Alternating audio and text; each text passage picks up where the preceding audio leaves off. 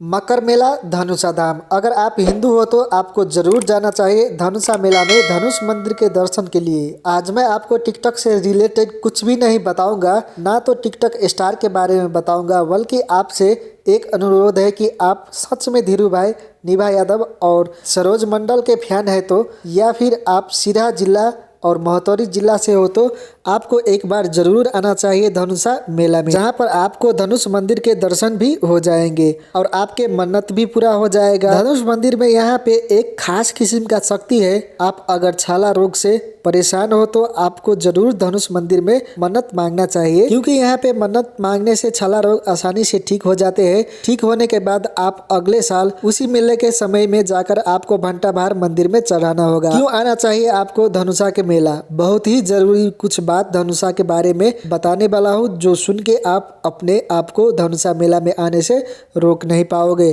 पहली जो सबसे खास बात है धनुषा धाम के, वो ये है कि आपको नाम से ही कुछ बात समझ में आता है। जो धाम शब्द है, असल में ये सिर्फ एक शहर ही नहीं, बल्कि ये अपने आप में एक बहुत बड़ा धाम है, जहां हिंदू को एक बार जरूर जाना चाहिए। और यहाँ तो इंडिया से भी बहुत सारे लोग अभी आ चुके हैं और मेला के बाद भी आते रहते हैं।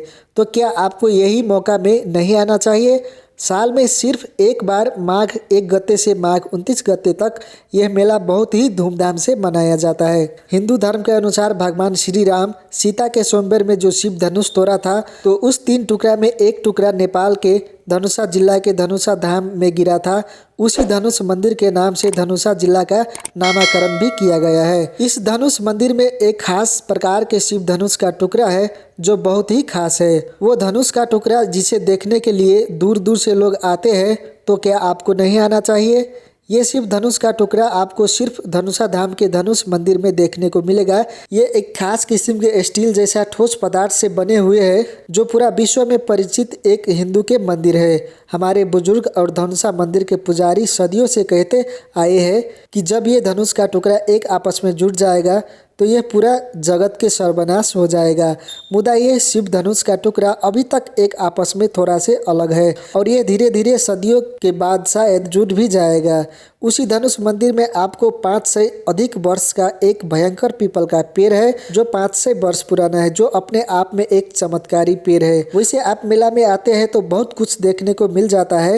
यह है रानी पोखरी, जो कि पर्यटन के लिए बनाया गया है। बड़ी ही मस्त पोखरी है। आप इस रानी पोखरी में बोटिंग भी कर पाएंगे। और भी यहाँ पे बहुत कुछ है। मैं एक ही वीडियो में आपको सब कुछ नहीं बता सकता हूँ, नहीं तो आप बोर हो जाएंगे।